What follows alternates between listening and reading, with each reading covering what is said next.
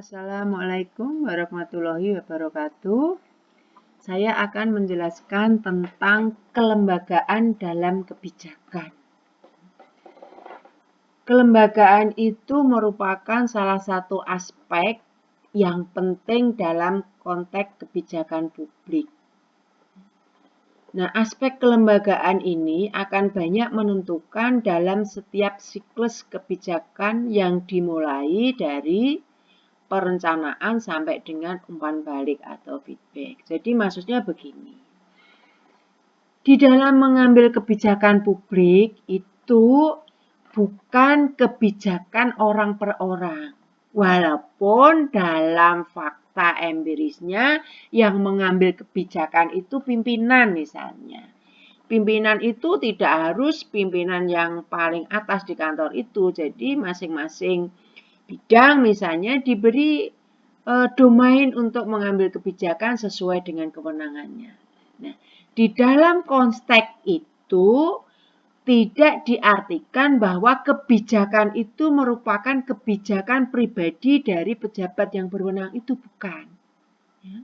Tapi kebijakan itu dalam koridor, dalam konteks kelembagaan.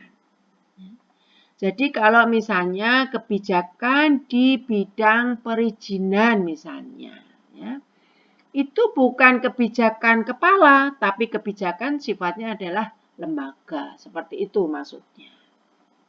Nah, kebijakan itu ya tidak bisa serta-merta misalnya tiba-tiba diambil, tidak. Ada prosesnya.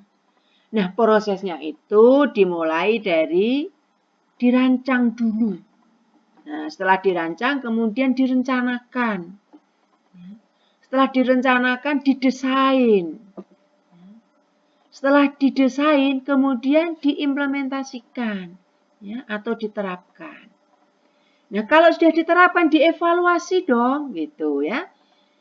Apakah rancangan yang sudah direncanakan tadi, yang sudah didesain, yang sudah diterapkan itu betul-betul tidak ada kendala, betul-betul tidak ada dampak, betul-betul efektif, efisien atau tidak. Nah, itu dilakukan evaluasi.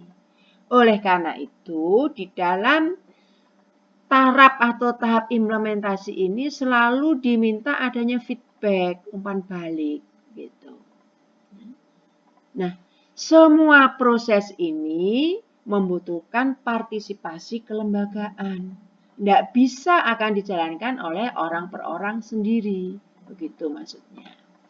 Nah, kelembagaan dalam kebijakan publik itu sangat penting. Mengapa sangat penting? Karena kelembagaan itu merupakan sebuah sistem totalitas orang perorangan. Jadi sebuah sistem. Ya, kalau sistem itu berarti saling terkait, ya, totalitas makanya di sini disebutkan, begitu. Kemudian yang kedua adalah setiap lembaga akan mempunyai image yang berbeda-beda sebagai wujud dari implementasi dan aktualisasi dari lembaga masing-masing. Serta setiap lembaga akan memiliki irama dan dinamika tersendiri. Nah, perlunya lembaga itu akan membuat image gitu. Misalnya lembaga kepolisian, ya, lembaga Tentara Nasional Indonesia misalnya, atau lembaga pemerintah. Ya, itu punya image sendiri-sendiri, ya, sesuai dengan tupoksinya, sesuai dengan aturan perundangan yang mengaturnya. Seperti itu maksudnya. Kemudian setiap proses kebijakan yang tidak melibatkan kelembagaan dalam prosesnya itu akan mengalami banyak kegagalan. Ya. Karena apa? Akan orang per orang tadi, tidak dengan sistem dan mekanisme. Maka akan gagal. Nah, mengapa penting ya kelembagaan itu? Ada alasan ya, alasannya. Yang pertama yaitu lembaga pada akhirnya akan menentukan. Jadi yang menentukan itu lembaga. Apakah kebijakan itu terus diproses atau tidak menjadi produk kebijakan. Dalam sistem pemerintahan nasional, ya, itu lembaga sekretariat negara itu menjadi lembaga yang sangat sentral. sangat penting karena di sanalah sesungguhnya seluruh kebijakan nasional itu akan diambil. Gitu ya. Jadi mengapa penting? Ya, karena itu fungsinya yang sangat-sangat penting. Proses pembuatan RUU kalau itu datang dari pemerintah, maka di sekretariat negara itulah menggodoknya. Ya. Kemudian yang kedua, kelembagaan yang bersifat kolektif dalam penentuan kebijakan publik membawa konsekuensi logis. Jadi, yang namanya kelembagaan itu pasti bersifat kolektif. Karena itu tadi, ya, orang per orang yang dibuat sedemikian menjadi sebuah sistem dengan tupoksinya masing-masing, maka dia akan membawa sebuah konsekuensi. Konsekuensinya itu apa? Harus ada koordinasi ya. Koordinasinya ya, ada yang namanya garis koordinasi. Harus ada kolaborasi, saling bergabung, saling bekerja sama. Baik itu di intern lembaga antar bagian atau juga di dalam proses antar. Ya, itu. Oleh karena itu sering kita lihat misalnya keputusan bersama misalnya itu ya antara dinas A, dinas B, dinas C, keputusan bersama menteri. Inilah yang namanya bahwa lembaga itu bersifat kolektif dan di dalamnya itu akan ada koordinasi, kolaborasi dan kerjasama. Nah, ketiga ya tindakan koordinasi, kolaborasi dan kerjasama ini akan merupakan awal yang baik dari sebuah kebijakan yang akan diambil. Pasti nilainya lebih baik karena dia melakukan kolaborasi. Begitu. Kemudian yang ketiga adalah dalam konteks kebijakan publik itu, lembaga perlu melakukan dan membuat inovasi-inovasi untuk menindaklanjuti tuntutan masyarakat dan menyelesaikan seluruh persoalan publik. Jadi, lembaga yang membuat kebijakan publik itu diyakini akan baik, ya, akan baik karena apa?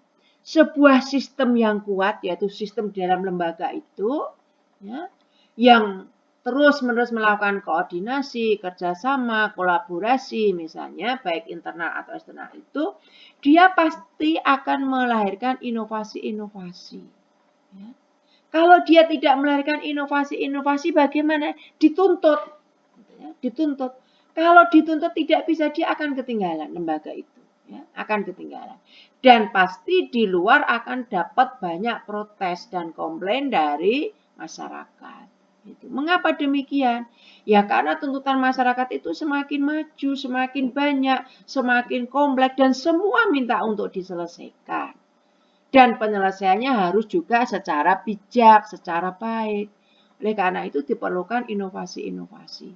Jangan sampai begitu ya, kebijakan publik yang sekarang ini untuk menyelesaikan tuntutan masyarakat atau persoalan masyarakat, penyelesaiannya sama dengan ketika 10 tahun yang lalu begitu. Itu tidak boleh, berarti nggak ada inovasi.